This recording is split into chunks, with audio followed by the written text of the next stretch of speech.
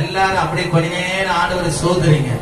இதுவரைக்கும் எங்களுடைய வாழ்க்கையில கடந்த 7 மாதங்களையும் அற்புதமாய் அதிசயமாய் எங்களை வழிநடத்தினீர், எங்களை பலப்படுத்தினீர், எங்களுக்கு சகாயம் செய்து போதுமானவராக இருந்து இப்பொழுது உங்களுடைய சமூகத்தில் வந்து நாங்கள் அமர்ந்து உடைய நாமத்தை உயர்த்த எங்களுக்கு கருத்து செய்தோம். உண்மை இல்லாமல் எங்களுக்கு யார் ஒன்று இந்த உலகில் ஒருவரே எங்களை ரட்சிக்கிறவர், எங்களை விடுவிக்கிறவர், எங்களை பாதுகாக்கிறவர். உம்மை நம்பி வந்திருக்கிற ஆண்டவரே. ஹல்லேலூயா ஹல்லேலூயா ஹல்லேலூயா ஹல்லேலூயா ஹல்லேலூயா. அப்பா பிதாவே அன்பான தேவா அருமை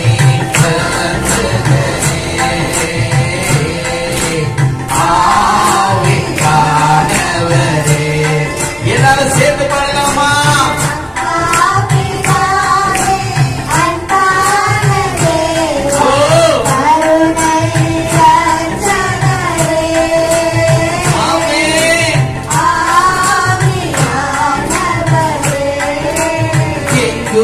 நான் வாழ்ந்தேன்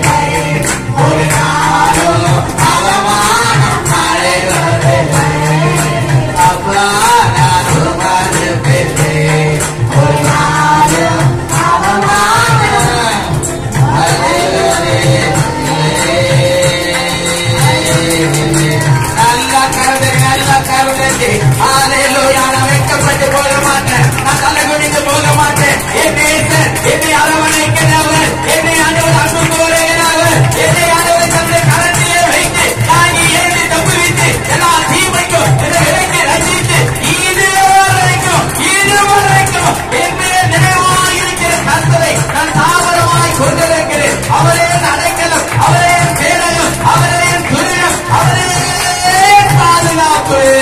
ஹalleluya. அப்பா நான் உம்மாருப்பேனே, ஒரு நாளோ அவமானம் அடைவதில்லை. சொல்லப்பா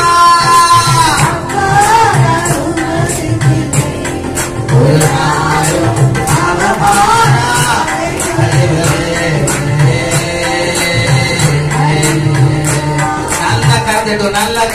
நல்லா கறந்துட்டோம். அப்பா அப்பா என்று கூப்பிடுங்க. புத்திர சுவீகாரத்தை எங்களுக்கு கொடுத்திருக்கிறீங்கப்பா.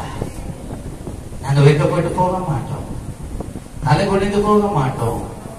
நாங்கள் உண்மை சாதிச்சு வைப்போம். உண்மையா நாங்கள் உண்மை நோக்கி கூப்பிடுவோம். எனக்கு மறுபடியும் அருளை செய்கிறதே நான் இருக்கிறேன்.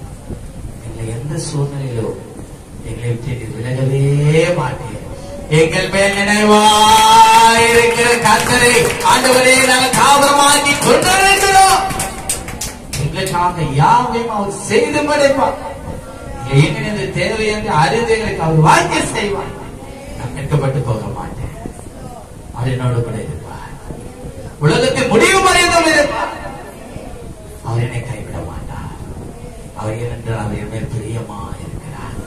நான் அவருக்கு பிரியமானவர்களை செய்கிறபடினாலே அவர் என்னை தள்ளிவிட மாட்டார். அவரே எனக்கு துணையா இருக்கிறார், அரணா இருக்கிறார், என் கோட்டையா இருக்கிறார், என் துருகமா இருக்கிறார். அவரே எனக்கு தஞ்சமானவர். நான் வெட்கப்பட்டு போக மாட்டேன். கர்த்தருடைய கரவைகளை அரவணைக்கும், பேசும், பாதுகாக்கும், சத்துருக்களை கிரியை சுட்டெடுத்து போறோம். தொடர்ந்து வழிநடத்தும், பாதுகாக்கும். துதிகன மகிமையை அவர்களுக்கு எடுக்கிறோம். இயேசு கிறிஸ்துவின் நாமத்தில் பிதாவே, ஆமென். ஹல்லேலூயா, ஹல்லேலூயா, ஆமென், ஹல்லேலூயா. நாம் எல்லாரும் எடுத்துக்கொள்ளலாம். எரேமியா 32:27 வசனத்தை நாம் வாசிக்கும் பொழுது, எரேமியா 32:27. இதோ நான் மாம்சமான யாவருக்கும் தேவனாகிய கர்த்தர். இதோ மாம்சமான யாவருக்கும் தேவனாகிய கர்த்தர். என்னாலே செய்யக்கூடாத அதிசயமான காரியம், என்னாலே செய்யக்கூடாத அதிசயமான காரியம் ஒன்று உண்டோ. அவர் முதலாவது சொல்றாரு, மாம்சமான யாவருக்கும் நான் தான் தேவனாகி கர்த்தர். ஏன் அவர் சொல்றாரு? மாம்சமான யாவரும் அவரை நம்ப வேண்டும், அவரை விசுவாசிக்க வேண்டும், அவரை ஏற்றுக்கொள்ள வேண்டும். ஹல்லேலூயா, ஹல்லேலூயா. சொந்த தாய் தகப்பனாருக்கு கீழ்ப்படியாத பிள்ளைகள் மற்றவர்களுக்கு கீழ்ப்படிவாங்களா? அப்போ இவர் என் தாய், இவர் என் தகப்பன் என்று சொல்லி பிள்ளைகள் என்ன பண்ணுவாங்க? கீழ்ப்படிவாங்க. அது மாதிரிதான் நான் சொல்றேன். தேவன் யார் என்பதை நாம் என்ன பண்ணணும்? அறிந்து கொள்ளணும். அவர் சொல்றாரு மாம்சமான யாவருக்கும். அப்போ சொல்லும் பொழுது எல்லா மனிதர்களுக்கும் நான் தேவனாய் இருக்கிறேன் என்று சொல்லுகிறார். ஹல்லேலூயா. அப்போ அவர் தேவன் என்பதை நம்புகிறவர்களுக்கு அவர் சொல்ற ஒரு வார்த்தை, என்னால் செய்யக்கூடாத அதிசயமான காரியம் ஒன்று உண்டு என்று சொல்கிறார். நல்ல கரந்தட்டி. ஹல்லேலூயா. என்ன உங்க வாழ்க்கையில என்ன நீங்க விருப்பம் வேண்டுகிறீர்களோ அதெல்லாம் அவர் உங்களுக்கு செய்ய வல்லவராய் இருக்கிறார். அதை நம்புங்கள், அதை விசுவாசியுங்கள், அதை ஏற்றுக்கொள்ளுங்கள். ஹல்லேலூயா. ஆங்கிலத்தில் நான் பார்க்கும் பொழுது, I am the Lord, God of the all flesh. Is there anything too hard for me? Hallelujah. நீங்கள் நின்று கொண்டு கவனித்து பாருங்கள். நானே உங்கள் தேவனாகிய கர்த்தர். என்னால் செய்யக்கூடாத அதிசயமான காரியம் ஒன்றுமே இல்லை. ஹல்லேலூயா, ஹல்லேலூயா. தேவன் சகலத்தையும் செய்ய வல்லவர். அவரால் செய்யக்கூடாத காரியம் ஒன்றுமே இல்லை. ஏனென்றால் சகலத்தையும் அவர் படைத்தவர். சகலத்தையும் தன்னுடைய கரத்திலே வைத்து ஆளுகை செய்கிறவர். அவரை தேடுவர்களுக்கு அவர் நன்மை செய்வார். அவரை நோக்கி கூப்பிடுவர்களுக்கு அவர் சமீபமாய் இருப்பார்.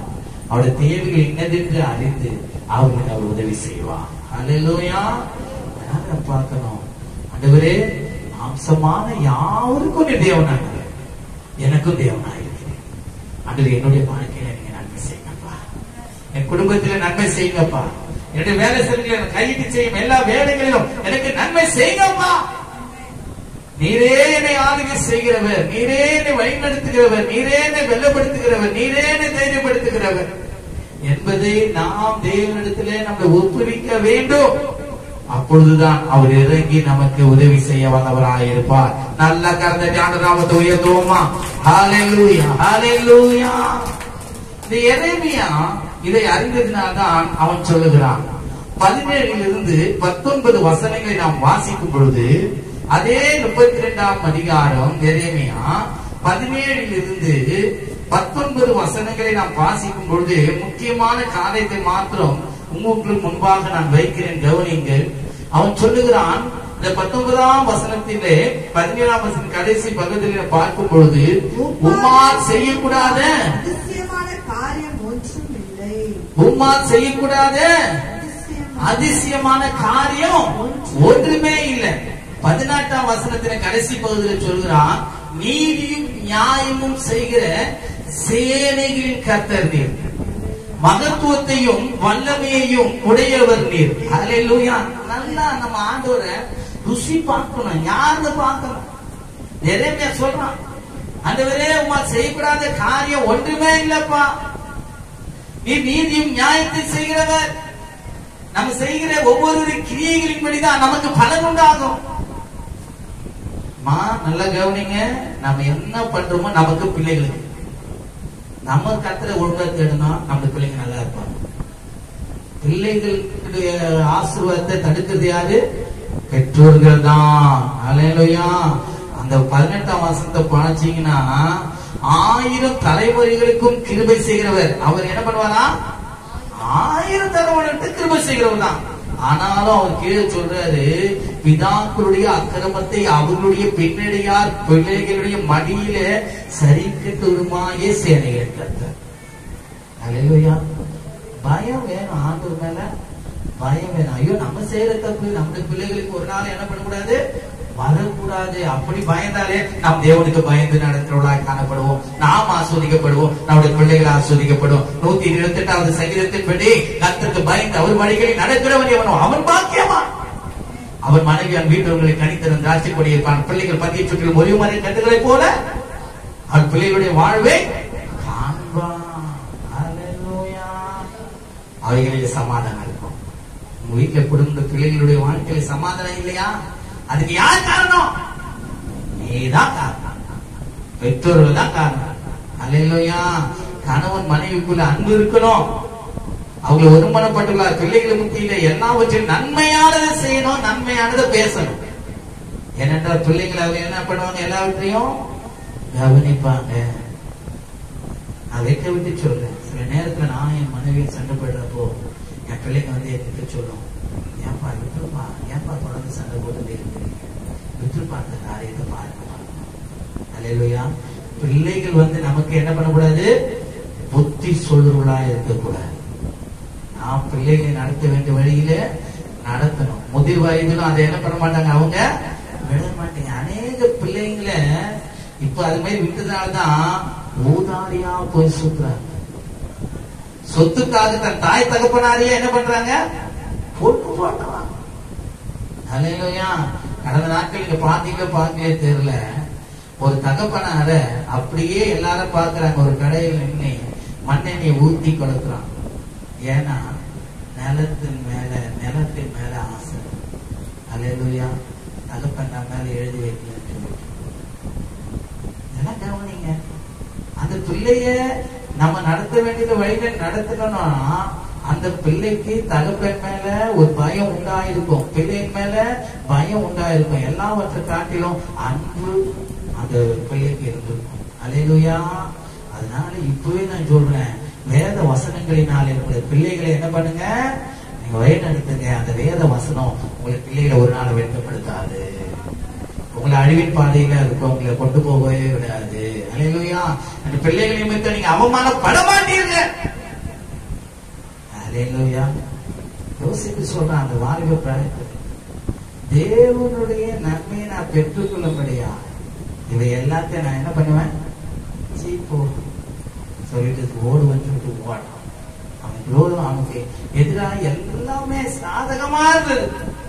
ஆனவள அவன் சொல்றான், தேவன் முன்பாக நான் இதை நான் என்ன பண்ண மாட்டேன், அது பாவமா இருக்கு, நான் செய்ய மாட்டேன் போறான். அதனால்தான் தேவன் அவனை ஆசீர்வதித்து அவனுடைய பெற்றோர்கள் எல்லாரையும் பெண் சகோதரர் எல்லாரையும் போஷிக்கும்படியா அவன் தலையை தேவன் உயர்த்தினார். அல்லேலூயா. ஏன் இந்த வார்த்தை இவ்வளவு அழகா வந்து தெரியல? பிள்ளைகளை நீங்க ஒழுங்கா நடத்துங்க. சபைக்கு வரலன்னா விட்டுறாதீங்க, விசாரிங்க. இன்னும் அழுது போயினே இருக்கிறோமா, அவன் பொல்லாத வழியில சிக்கி கொண்டுதான் இருக்கிறோமா, இன்னைக்கு ஞாயிற்றுக்கிழமை இன்னைக்கு என்ன பண்றான் என் பிள்ளை, எங்க இருக்கிறான், அது கவனம் வேணும். அல்லேலூயா. பெற்றோர்களுக்கு மிகவும் அவசியம் பிள்ளைகள் மேல கவனம் செலுத்தணும்.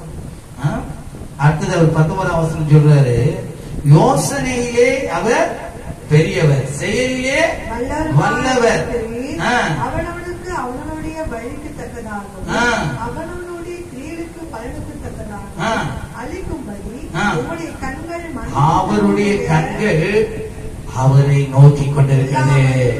நல்லா கறந்துட்டுங்க.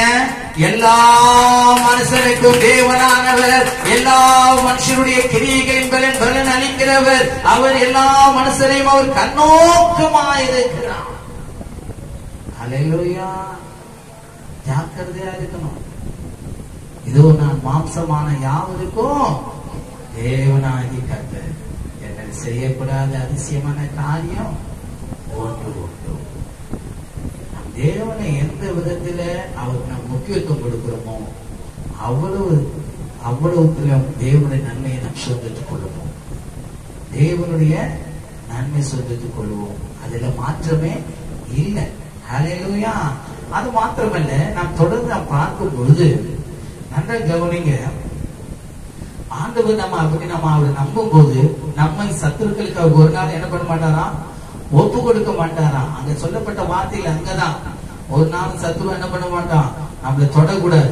நம்ம வழிகளை பார்த்து நம்மை அவர் விடுவித்து அவருடைய நாமத்தை மகிமைப்படுத்திக் கொள்ளும்படியா நம்மை சத்துருக்கள் கைக்கு என்ன பண்ணுவாரா, தப்புவித்து பாதுகாத்துக் கொள்வார். அல்லேலூயா. அங்கே தாவீது சொல்கிற ஒரு வார்த்தை நீங்கள் கவனிப்பீர்களா, 1 நாளாகமும் 29, 11, 12 வசனங்களை பார்க்கும் பொழுது கர்த்தாவே மாட்சிமையும் வல்லமையும் மகிமையும் ஜெயமும் மகத்துவமும், நல்லா கவனிங்க, மாட்சிமை, மகிமை, வல்லமை, மகத்துவம், எல்லாம் ஜெயம் மகத்துவம் எல்லாம் உம்முடையது. தேவரீர் வானத்திலும் பூமியிலும் உள்ளவில் எல்லாம் உம்முடையவைகள். கர்த்தாவே ராஜ்யமும் உம்முடையது. தேவரீர் எல்லாருக்கும் தலைவராய் உயர்ந்திருக்கிறேன். நல்லா கறந்துட்டு ஆண்டு நாமத்தை உயர்த்துங்க. ஹல்லேலூயா, ஹல்லேலூயா. அவரே எல்லாவற்றிலும் உயர்ந்தவர், எல்லாவற்றையும் அவருடைய கரத்தில் இருக்கு. அதனால்தான் சொல்றாரு 12ஆம் வசனம், ஐஸ்வர்யமும் கனமும் உம்மாலே வருகிறது. தேவரீர் எல்லாவற்றையும் ஆளுகிறவர். உம்முடைய கரத்திலே சத்துவமும் வல்லமையும் உண்டு. எவரையும் மேன்மைப்படுத்தவும் பலப்படுத்தவும் உம்முடைய கரத்தினாலே ஆகும். நல்ல கரத்தினால நாமத்தை உயர்த்துவோம். என்னால் செய்யக்கூடாத அதிசயமான காரியம் ஒன்று உண்டு, அவர் எவரையும் மேன்மைப்படுத்துவார். அல்லேலூயா. மகத்துவம் படுத்துவார். மகத்துவமும் வல்லமையும் அவருடைய சகலத்தையும் தன்னுடைய கரத்திலே வைத்து ஆளுகை செய்கிறவர் அவர். அவரு தன்னை தேடுவதை அவர் ஒரு நாள் என்ன பண்ண மாட்டாரு, கைவிடவே மாட்டார். ஹல்லேலூயா. அது மாத்திரமல்ல, சங்கீதம் 65 2ஆம் வசனத்தை நாம் பார்க்கும் பொழுது அவர் மாம்சமான யாவும், இன்னைக்கு அதுதான் வாட்ஸ்அப்ல நான் போட்டிருக்கேன், வாசிங்களா? எடுத்து வாசிங்க. சங்கீதம் 65:2. ஜெபத்தை கேட்கிறவரே, நல்லா கவனிங்க, நல்லா கவனிங்க. மாம்சமான யாவருக்கும் அவர் தேவனானவர். அவர் தேவனா இருக்கிறபடினால்தான் அவர் சொல்றது, என்னால் செய்யக்கூடாத அதிசயமான காரியம் என்று. அப்ப அப்படிப்பட்ட தேவனை நோக்கி நாம் ஜெபிக்கும் போது அவர் சகலத்தையும் நமக்கு செய்ய வல்லவராயிருக்கிறார். அல்லேலூயா. அதனால்தான் அங்க 65:2 நாம் பார்க்கிறோம். வாசிங்க. ஜெபத்தை கேட்கிறவரே, மாம்சமான யாவரும் உம்மிடத்தில் வருவார்கள். ஹல்லேலூயா. என்னிடத்தில் வருகிறவனே நான் புறம்பே தருவேன். என்னை நோக்கி கூப்பிடு, நான் உனக்கு மறு உத்தரவு அருளை செய்வேன். உண்மையா தம்மை நோக்கி கூப்பிடுவது யாவருக்கும் கர்த்தர் சமீபமா இருக்கிறார். இயேசுவே எனக்கு இறங்கும் என்று தாவீது கூப்பிடுறான். தாவீது குமாரனே எனக்கு இறங்கும் என்று அந்த பர்த்திமை கூப்பிடுறான். உடனே இறங்குறாரு. ஹல்லேலூயா. அப்படின்னது குஷ்டரோகியை சொஸ்தமாக்குறாரு. யார் யாரு இயேசுவை நம்பி அவரிடத்துல வந்தாங்களோ அவங்க ஒரு நாள் அவர் தள்ளிவிடவே இல்லை. ஹல்லேலூயா. ஏனென்றால் மாம்சமான யாவருக்கும் அவர் தேவனாவார். அவரால் செய்யக்கூடாத அதிசயமான காரியம் ஒன்றுமே இல்லை. ஹல்லேலூயா. அதே 4ஆம் வசனம் எழுது, உம்முடைய வீட்டின் நன்மையினாலே அவர்கள் என்ன பண்ணுவார்களாம்? ஹல்லேலூயா. அது நிறைய பேர் தெரிய மாட்டேங்குது. நிறைய பேர் என்ன பண்ண மாட்டாங்க, ஜெபனா வரமாட்டாங்க. ஹல்லேலூயா. ஆனா வேதம் என்ன சொல்லுது, ஜெபத்தை கேட்கிறவரே மாம்சமான யாவர் உம்மிடத்தே வருவார்கள் சொல்லப்பட்டிருக்கு. ஆனா யாரும் ஜெபத்துக்கு வந்து என்ன பண்ண மாட்டாங்க, கலந்து கொள்ள மாட்டாங்க. உங்களுக்காகவும் உங்கள் பிள்ளைகளுக்காகவும் என்ன பண்ணுங்க, வேண்டிக் கொள்ளுங்கள் என்று சொல்றாரு இயேசு கிறிஸ்து. அதுவே முடியல, ஜெபம் முடியல. ஞாயிற்றுக்கிழமை ஆராதனை வந்த பெரிய விஷயம் ஏன் மத்தத்துல கூப்பிடுற? ஹல்லேலூயா. அதே நான் கிளம்பி வந்து உட்காந்து போறேன். நான் வந்து உட்கார்றேன் தெரியுதா, என் சிந்தனை எங்க இருக்கு தெரியுமா? அதெல்லாம் பிசாசு கட்டி வச்சிருக்கான். அந்த கட்டிலாம் உட்கார்பாரு இயேசுவின் நாமத்தினால. ஹல்லேலூயா. நம்ம சிந்தைகள் ஒருமனப்படணும், கர்த்தருக்குள் நம்ம பலப்படணும். ஹல்லேலூயா. அவருடைய வீட்டின் நன்மையினாலே அவர்கள் என்ன பண்ணுவார்களாம், திருப்தி அடைவார்களாம். 5ஆம் வசனத்துல பார்க்கும் பொழுது, எல்லார் நம்பும் நம்பிக்கையா இருக்கிற எங்கள் ரட்சிப்பின் தேவனே, நீ பயங்கரமான காரியங்களையும் செய்கிறதினால் எங்களுக்கு நீதி உள்ள உத்தரவு அருளுகிறீர். நல்லா கரந்த ஆண்ட நாமத்தை உயர்த்துவோமா? ஹல்லேலூயா. அவரிடத்துல நீதி உண்டு, அவருடைய நியாயம் உண்டு. அவரை தேடுறவர்களுக்கு அவர் நீதி செய்வான், நியாயம் செய்வான். அவர் எப்படி உத்தரவு அருள்வாரா? எப்படிப்பட்ட உத்தரவு அருள்வாரா? நீதி உள்ள உத்தரவு, அநியாயம் செய்ய மாட்டார். அதனாலதான் சொல்லுது, திரும்ப சொல்றாரு, என்னிடத்தில் வருகிறவனுக்கு நான் ஒரு நாளும் தள்ளிவிட மாட்டேன். அவனை விசாரிக்கிறவனா இருக்கிறேன், அவனுக்கு உதவி செய்கிறவனா இருப்பேன். ஹல்லேலூயா. அவருக்கு உதவி செய்வார். அவர் நம்மை தள்ளிவிடவே மாட்டார். ஹல்லேலூயா. அங்கே நாம் தொடர்ந்து அங்கே நாம் பார்க்கும் பொழுது, ஆசாவை பார்க்கும் பொழுது 1 நாளாகமம் 14ஆம் வசனம், 14ஆம் அதிகாரம் 1 நாளாகமம் 14ஆம் அதிகாரம் 11ஆம் வசனம், 558ஆம் பக்கம் பழைய ஏற்பாட்டுல இங்க ஆசாவை குறித்து சொல்லப்பட்டிருக்கிறது. 1 நாளாகமம் 14:11 558 அவர்கள் சாரி ஹல்லேலூயா. ஆசாவை பத்தி சொல்லப்பட்டிருக்கு.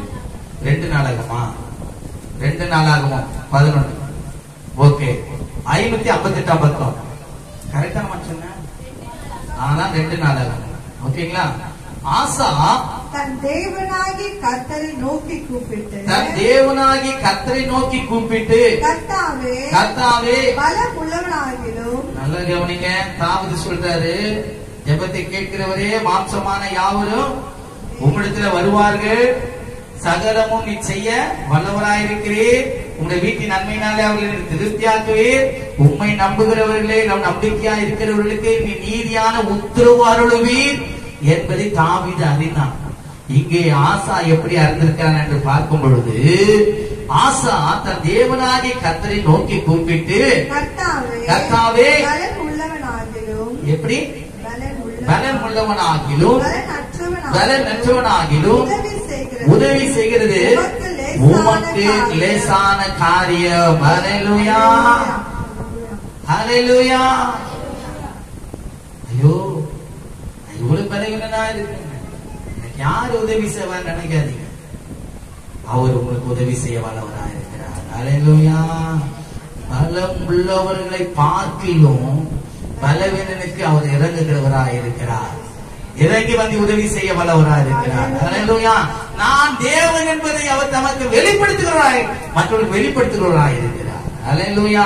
இதை ஆசை அறிந்ததான் சொல்றான், பலம் உள்ளவனுக்காகிலும் பலனற்றவனுக்காகிலும் உதவி செய்கிறது உனக்கு லேசான காரியம். எங்கள் தேவனாகி கர்த்தாவே எங்களுக்கு துணை நில்லும். ஹல்லேலூயா.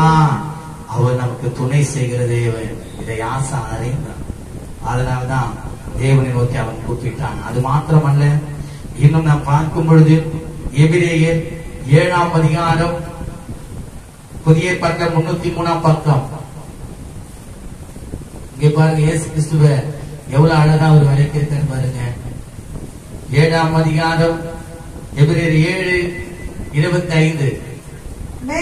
மேலும் தமது மூலமாய், யார் மூலமாய்? இயேசு கிறிஸ்து மூலமாய். நன்றா கவனிங்க, இயேசு கிறிஸ்து மூலம் தான் ரட்சிப்பு, இயேசு கிறிஸ்து மூலம் தான் சந்தோஷம், இயேசு கிறிஸ்து மூலம் தான் சமாதானம், இயேசு கிறிஸ்து மூலம் தான் சந்தோஷம், என்னது சுகம். ஹல்லேலூயா. என் நாமத்தினாலே நீ எதை கேட்டாலும் அதை நான் உங்களுக்கு என்ன பண்ணுவேன்? செய்வேன். பிதாவான அது உங்களுக்கு என்ன பண்ணுவாரு? தந்துடுவாரு. ஹல்லேலூயா. அப்ப பாருங்க, மேலும் தமது மூலமாய் தேவனிடத்தில் சேர்கிறவர்களுக்காக வேண்டுதல் செய்யும்படி அவர் எப்போதும் இருக்கிறபடியா அவர்களை முற்றுமுடிய ரட்சிக்க நம்முடைய தேவன் யார்? ஜெபத்தை கேட்கிறவர் யார்? நமக்கு உதவி செய்கிறவர் யார்? அவர் எப்போதும் உயிர் உள்ளவராய் இருக்கிறவர். நல்ல கரந்தட்டே ஹல்லேலூயா.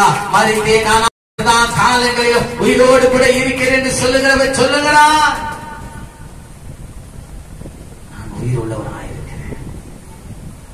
தேவன் மறுத்து போல ஜீவனுள்ள தேவன், அவரை நம்பினவர்களே அவர் விடுவிப்பார். அவரை நோக்கி கூப்பிடுவர்களுக்கு அவர் மறு உத்தரவு அருளி செய்வார். இதுதான் அழகா சொல்லுகிறாரு. அவர் எப்போதும் உயிரோடு இருக்கிறவராக யார்? அவரை முற்றும் முடிய வல்லவராயிருக்கிறார். எந்தெந்த காரியத்தில் விழுந்து போயிருக்காயோ, எந்தெந்த காரியத்தில் அடிமைப்பட்டு இருக்கிறாயோ, எந்தெந்த ஆபத்துல நீ இருக்கிறாயோ, என்ன கடசுமையில இருக்கிறாயோ, அந்தவர் அதிலிருந்து உன்னை விடுவிக்க அவர் வல்லவராயிருக்கிறார். ஹல்லேலூயா. அதனால்தான் நான் ஜெபத்தில் எப்போதும் சொல்லுவேன், என் மேல் நினைவாய் இருக்கிற கர்த்தர். ஹல்லேலூயா. என் நினைப்பாவே இருப்பவரே ஏசையா. எனக்கு அந்த பாட்டு ரொம்ப பிடிக்கும். அதை இப்ப பாட நம்ம நேரங்கள காணிக்க டைம்ல பாடலாம். அப்ப பாருங்க, அவர் நமக்காக என்ன பண்ணுவாரு? இறங்கி உதவி செய்ய வல்லவராயிருக்கிறார். அவர் உயிர் உள்ளவராயிருக்கிறார். அவர் முற்றும் முடிய நம்மை ரட்சிக்க வல்லவராயிருக்கிறார். ஹல்லேலூயா. எளிமையாக பார்க்கும்பொழுது ஒரு வித்தியாசமான வார்த்தைகள் அங்க வெளிப்படுது. பாருங்க, 31ஆம் அதிகாரம் 25-26 வசனங்கள் வாசிக்கிறேன். நேரம் தொடர்ந்து படிச்சுட்டு வரேன். எரேமியா 31:25-26.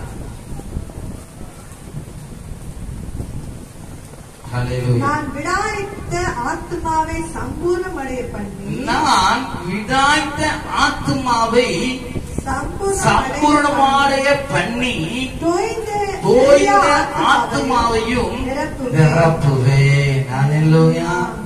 நீ எந்தெந்த நலவுல இருக்க, உன் உன் சரீரம் தான் இப்படி இருக்குன்னு நினைக்கிறியா? உன் ஆத்துமா வியாபுலங்களை அவர் அறிவார். அல்லேலூயா. என் மனசு எவ்வளவு கஷ்டப்படுத்து தெரியுமா? அப்படி நம்ம நினைக்க கூடாது. உங்கள் மனதை அறிந்தவர் அவர், உங்கள் ஆத்துமா வியாகுலங்களை அறிந்தவர். அல்லேலூயா. அதனாலதான் சொல்றாரு, நான் விடாய்த்த ஆத்துமாவை சம்பூர்ண மடைய பண்ணி தோய்ந்த எல்லா ஆத்துமாவையும் நிரப்புவேன். ஏனென்றால் ஒரு மாம்சமான யாவருக்கும் தேவனாக நீ எந்த நிலைமையில இருந்தாலும் அவர் உன்னை ரட்சிக்க, முற்றும் ரட்சிக்க வல்லவராய் இருக்கிறார். அது மாத்திரமல்ல, அங்க தொடர்ந்து பார்க்கும் பொழுது இதற்காக நான் விழித்து பார்த்து கொண்டே இரவும் பகலும் தூங்காம பார்த்து கொண்டிருக்கிறாராம், உறங்காம பார்த்து கொண்டிருக்கிறாராம். அல்லேலூயா. இப்போ இருக்கிற தாயார் தன்னுடைய பிள்ளை என்ன பண்ணுவாங்க? பக்கத்துல கடத்தி வச்சுட்டு இவங்க என்ன பண்ணுவாங்க? படுத்து தூங்கிடுவாங்க.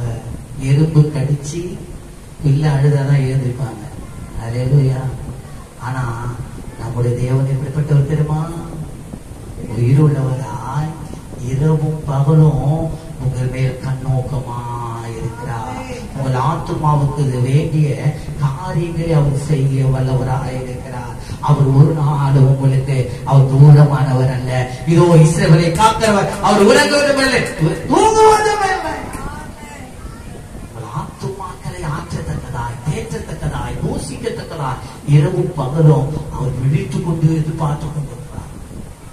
உங்களுக்கு இன்னது தேவை என்று உதவி செய்ய விழித்துக் கொண்டிருக்கிறார். அல்லேலூயா. அதுதான் தேவனுடைய பிள்ளைகளே. அது மாத்திரமல்ல, அங்கே எசேக்கியேல் 18:14 சொல்லப்பட்டிருக்கு. எசேக்கியேல் 18:4 சொல்லப்பட்ட வார்த்தை பாருங்க. எல்லா ஆத்துமாக்களும், இதோ எல்லா ஆத்துமாக்களும் என்னுடையவைகள், எல்லா ஆத்துமாக்களும்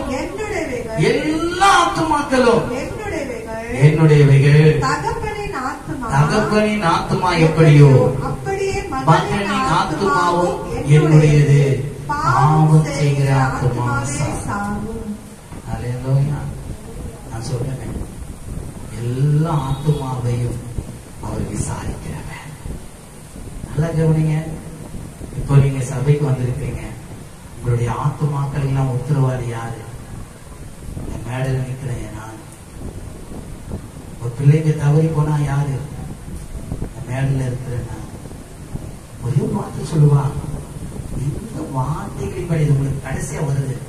இந்த வார்த்தைகள்லாம் மெய் என்று சொந்தப்படுத்திக் கொண்டு அதை பயபக்தியோடு நீங்க ஏற்றுக்கொள்ளும் போது, அந்த வழியிலே நடக்கும் போது நீங்களும் பாதுகாக்கப்படுவீர்கள், உங்கள் பிள்ளைகளும் பாதுகாக்கப்படுவீர்கள், நீங்களும் ஆசீர்வதிக்கப்படுவீர்கள், உங்கள் பிள்ளைகளும் ஆசீர்வதிக்கப்படுவார்கள். உங்களுடைய ஆசீர்வாதத்தை என் கண் காணும் போது, என் இருதயம் களி கூறும் போது, என் தேவன் களி கூறுவார்.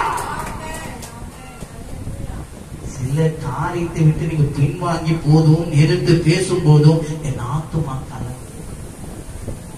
அல்லேலூயா. அல்லேலூயா. ஜாக்கிரதையா இருக்கும். உங்களுடைய ஆத்துமாக்களுக்கு உத்தரவாதி உங்களை நடத்துகிற மேய்ப்பன்.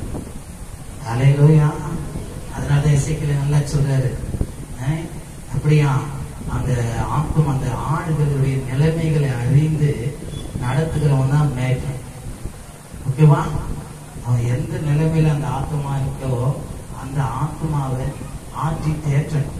பாவத்தில் இருக்கான், அதுக்கு எதுமா பாவம் செய்யாது. அதனால வியாதி தான் வரும். நான் போன மாசம் வார்த்தை அதுதான். நம்முடைய அக்கிரமங்களை மன்னித்து நம்மளுடைய நோய்களை அவர் என்ன பண்ணுவாரு? குணமாக்கி என்று சொல்லப்படுது. பாவத்தில் அந்த அக்கிரமெல்லாம் ஆண்டவர் மன்னிப்பாருமா. அதை விட்டு வெளியே வாங்க, தேவனுக்கு பிரியமானவர்களை செய்யுங்க. நம் தேவனுக்கு தூரமா இருக்கவே கூடாது. அல்லேலூயா.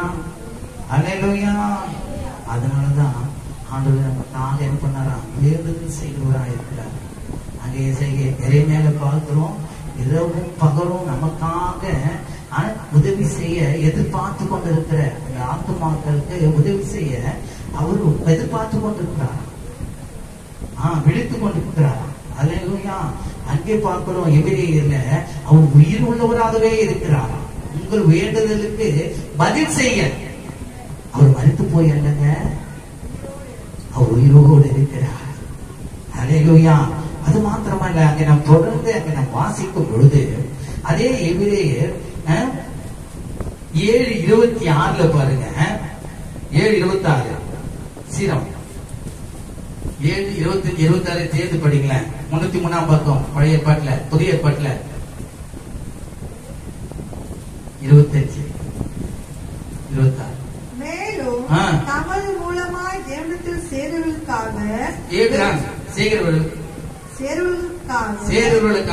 வேண்டுதல் செய்யும்படி அவர் எப்பொழுதும் உயிரோடு இருக்கிறவராகையால் அவர்களை முற்றும் முடிய ரட்சிக்க வல்லவராயிருக்கிறார். அவர் யார்?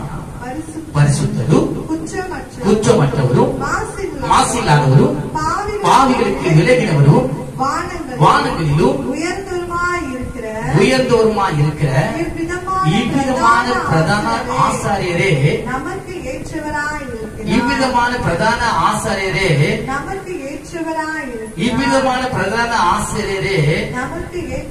இருக்கிறார். உங்களுக்கு ஏற்றவராய் இருக்கிறார். இவரை விட்டு விலகி போலாமா? போகவே கூடாது. ஹல்லேலூயா. உங்கள் ஆத்துமாக்களை அறிந்தவர், உங்களுடைய நிந்தைகளை அறிந்தவர், அவமானை அறிந்தவர், உங்களை விசாரிக்கிறவர், உங்களுக்காக இரவும் பகலும் உங்களுக்காக வேண்டுதல் செய்கிறவர், உயிரோடு இருக்கிறவராய் நம்மை வெளிப்படுத்துகிறவர். இப்படிப்பட்டவரை விலகி போகலாமா? விலகி போக கூடாதாங்க. யாக்கோபு 1:21-22 வாசிங்க. 313 பக்கம் 23-21-22. ஆகையால் அவர் எப்படிப்பட்டவர்? பரிசுத்தவர், குற்றமுள்ளவர், குற்றமற்றவர், எல்லாத்தையும் நம்ம வாசிக்கிறோம். அதனால இங்க சொல்லப்பட்டிருக்கு, ஆகையால் நீங்கள் எல்லா விதமான கொடிய அழுக்கையும் கொடிய துர்குணத்தையும் ஒழித்துவிட்டு உங்கள் உள்ளத்திலே நாட்டப்பட்டதாயும் உங்கள் ஆத்துமாக்களை ரட்சிக்க வல்லமை உள்ளதாய் இருக்கிற வசனத்தை எப்படி ஏற்றுக்கொள்ளணும்? சாந்தமாய் ஏற்றுக்கொள்ளுங்கள். நான் அவர் அப்படி பேசுறாரு, இப்படி பேசுறாரு, சாந்தமா ஏற்றுக்கொள்ளணும். ஹல்லேலூயா. அல்லாமலும் நீங்கள் உங்களை வஞ்சியாதபடிக்கு. அப்போ இந்த வசனத்தை ஏற்றுக்கொள்ளாதவங்க யாரை வஞ்சிக்கிறீங்க? உங்களையே வஞ்சிக்கிறீங்க. நீங்களே விழுந்து போயிருந்தீங்க. தப்பான காரியம். அல்லாமலும் நீங்கள் உங்களை வஞ்சியாதபடிக்கு திருவசனத்தை கேட்கிறவர்களாய் மாத்திரமல்ல, அதன்படி ஹல்லேலூயா. அவரே நமக்கு எல்லாத்துக்கும் எல்லாமா இருக்கிறார். சரி, எபிரேயர் 13 111 7-8 வசனங்கள் வாசி.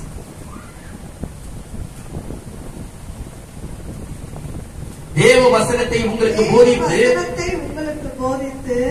உங்களை நடத்தினவர்களை நீங்கள் நினைத்து. ஒவ்வொரு நாளும் நினைக்கிறேன், எங்க ஊழியக்காரர் இப்படி சொல்லி இருக்கிறாரா, நான் தேவனுடைய வார்த்தை அப்படியா இருக்கா நினைத்து அவர்களுடைய நடக்கையின் முடிவை நன்றாய் சிந்தித்து அவர்களுடைய விசுவாசத்தை பின்பற்றுங்கள். இயேசு கிறிஸ்து என்றும் மாறாதவராய் இருக்கிறார். எல்லாவற்றுக்கும் பிரதான ஆசிரியர் யார்? இயேசு கிறிஸ்து தான். அவரை பின்பற்றணும். ஹல்லேலூயா. ஒரு ஆத்துமாக்களுக்காக அவர் வேண்டுதல் செய்கிறார். அவரை நீங்கள் பின்பற்றுங்கள், அவரை சார்ந்து கொள்ளுங்கள். அது மாத்திரமல்ல, யூதா வெளிப்படுத்தின விஷயத்துக்கு முன்னாடி 5ஆம் வசனம் 7ஆம் வசனம் சீக்கிரம் வாசிங்க. யூதா 5. நீங்கள் முன்னமே அறிந்திருந்தாலும் நான் உங்களுக்கு நினைப்பூட்ட விரும்புவது என்னவெனில், கர்த்தர் தமது ஜனத்தை எகிப்து தேசத்திலிருந்து வர பண்ணி ரட்சித்து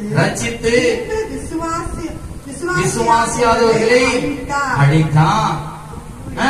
தங்களுடைய ஆதி மேன்மையை காத்துக் கொள்ளாமல் தங்களுக்குரிய வாசலத்தை விட்டுவிட்ட தூதர்களையும் மகா நாளில் நியாயத்திற்கென்று நித்திய சங்கிலினாலே கட்டி அந்த காலத்தில் அடைத்து வைத்திருக்கிறார். நல்லா கவனிங்க. கீழ்ப்படியாத அழுதாங்க, அது கீழ்ப்படியாத தூதர்களை கட்டப்பட்டிருக்கு. அடுத்தது அப்படியே சோதோம் குமாரா பட்டணத்தார்களும் அவர்களை சூழ்ந்த பட்டணத்தார்களும் அவர்களை போல் விபச்சாரம் பண்ணி அந்நிய மாம்சத்தை தொடர்ந்து நித்திய அக்கினியின் ஆக்கினையை அடைந்து சாந்தமாக வைக்கப்பட்டிருக்கிறார்கள்.